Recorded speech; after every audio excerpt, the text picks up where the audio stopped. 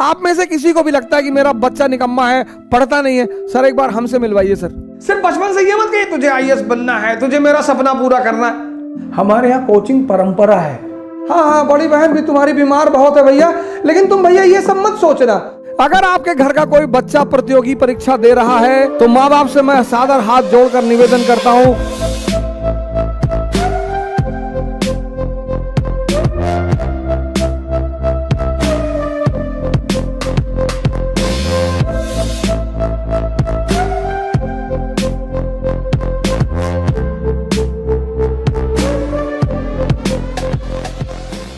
बच्चों को मारिए मत सर। आप में से किसी को भी लगता है कि मेरा बच्चा निकम्मा है, पढ़ता नहीं है, सर एक बार हमसे मिलवाइए सर।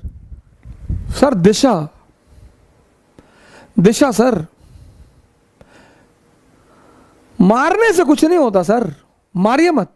मैं राजेश पांडे जी को इसीलिए और बड़ी इज्जत करता हूं, उनका बेटा है, अपने बेटों को प्रोत्साहित करते रहते हैं। कोई बात नहीं, एक अटेम्प्ट नहीं हुआ कोई बात, उनकी बेटी आईएएस क्वालिफाई कर चुकी, बेटा एक अटेम्प्ट नहीं हुआ कोई बात, दूसरा अटेम्प्ट लो, तीसरा अटेम्प्ट लो, चौथा अटेम्प्ट लो।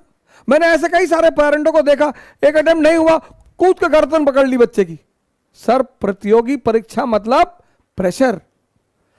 और मान लीजिए बच्चे का नहीं हुआ और अगर माँ बाप कहते कोई बात नहीं बेटा, 10 बार नहीं होगा तो भी तुझे खिलाएंगे, सर उसका बहुत असर पड़ता है सर। अगर आपके घर का कोई बच्चा प्रतियोगी परीक्षा दे रहा है तो मां बाप से मैं सादर हाथ जोड़कर निवेदन करता हूं, वो प्रेशर में है, उस पर दूसरा प्रेशर मत बनाइए।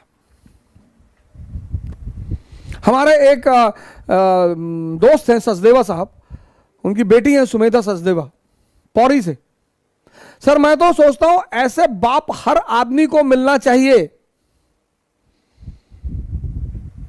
मतलब सुमेधा सचदेवा के जो पिताजी है ना सर, मतलब वो बेटी को तो अरे ठीक है हो जाए आप बिजनेस कर रहे हैं, ये करेगी, इंडस्ट्री लगाएगी, प्रेशर नहीं देते सर, पूछते ही नहीं सर।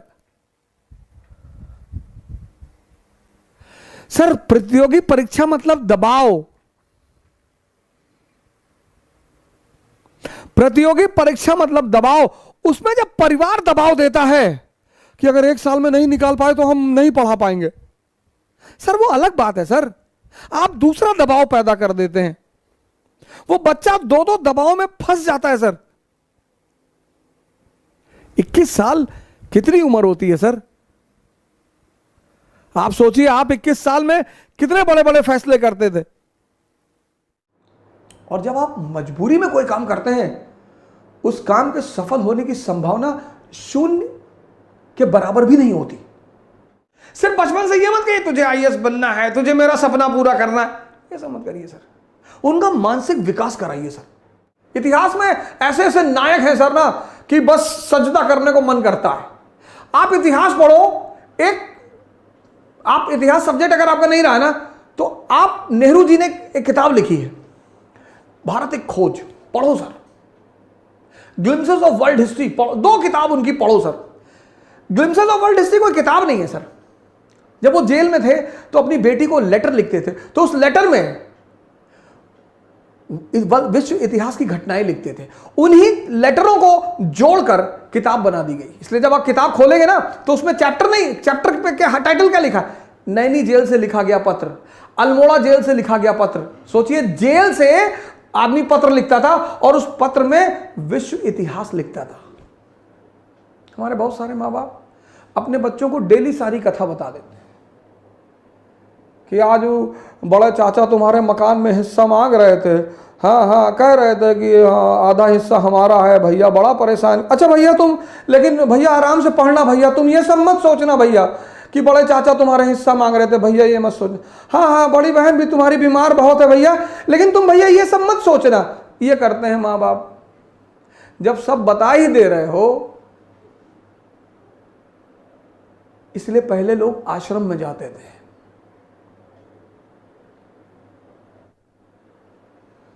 परिवार से कट ऑफ हो जाते थे तो पता ही नहीं चलता था कि परिवार में क्या हो रहा है।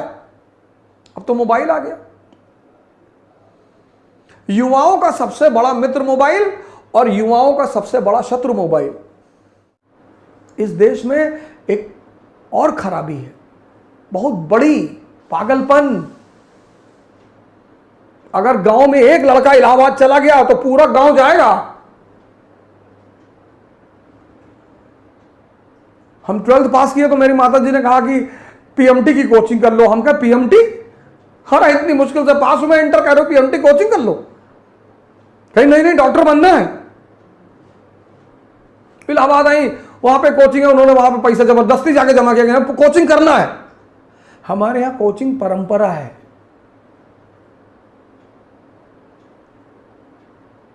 माँ बाप सोचते हैं कोचिंग चला जाएगा, कम से कम शहर छोड़ेगा, बवाल टलेगा, घर में रहेगा, सुबह 6 बजे बुलेट निकाल लेगा, उस पर आगे लिखा लेगा महाकाल, गोछा गोछा बांध के शहर में टहल रहा, कुछ बदतमीजी ही करेगा। क्या कोचिंग, कोटा भेज दो, कोटा बिल्कुल भेजो।